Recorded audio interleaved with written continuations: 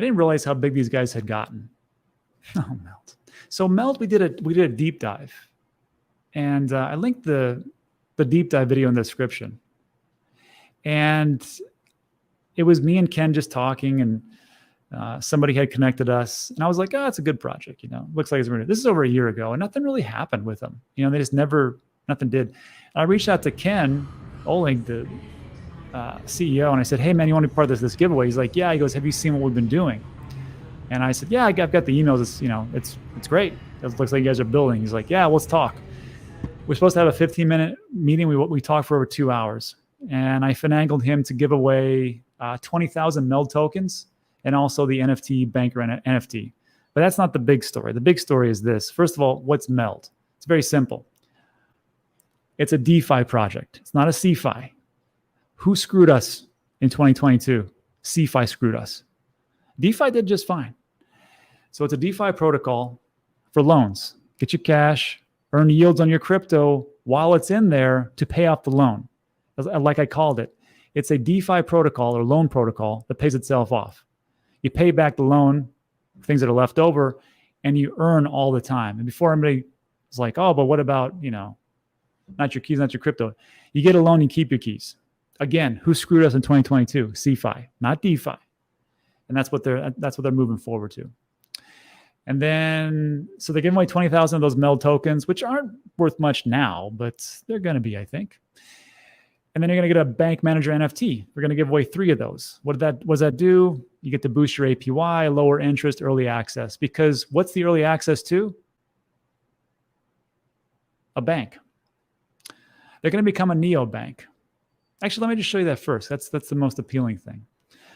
So Meld becomes an EMI to bring fiat and crypto to the masses by becoming essentially a neobank. What is that? I'll get to that in a second. Let me just tell you this. This is what's been happening the last 30 days with them. They got a partnership with Avalanche.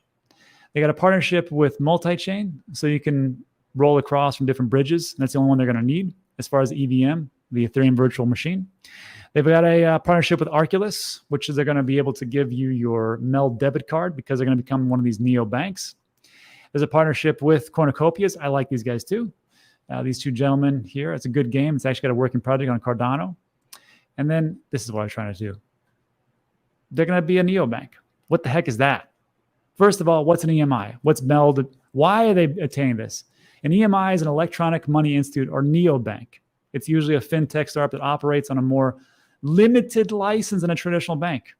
So it's not really a bank traditionally wise, but how is it different? It's a great question. Here's how it's different. You ever heard of fractional reserve banking? I bet you have, especially if you're in crypto. So traditional banks offer fractional reserve banking. They take your money, keep a fraction, try to withdraw it. Will they invest? Well, 2008, they didn't do so hot. So how does an EMI use your deposits? With some variation, you can deposit in a savings account or spend it from a checking account. And they don't do fractional reserve banking. The key is that depositors are often backed by a full reserve. The key is that deposits are yours, often backed by a full reserve, and depending on the jurisdiction, they are insured as well. And what Meld just did is they got an EMI, or as a neobank, in 146 countries. Because neobanks don't offer the same debt tools as traditional banks, they typically focus on moving money for customers. That's all I really want in my banks anyhow.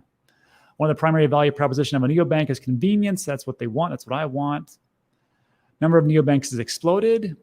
And here's just a few, like Chime. And Chime, you can see, is this. This is a neobank, essentially. It's not a physical location. Those are dying anyhow. All they do is they store your money and they move it around. Now, depending on the jurisdiction, depending if it's on the EU or the United States, it's FDIC insured or whatever it is in the EU. I don't know. I'm going to get Ken on and we're going to talk about that because that's a big thing moving forward. So yes, these guys are doing pretty big things. And here's a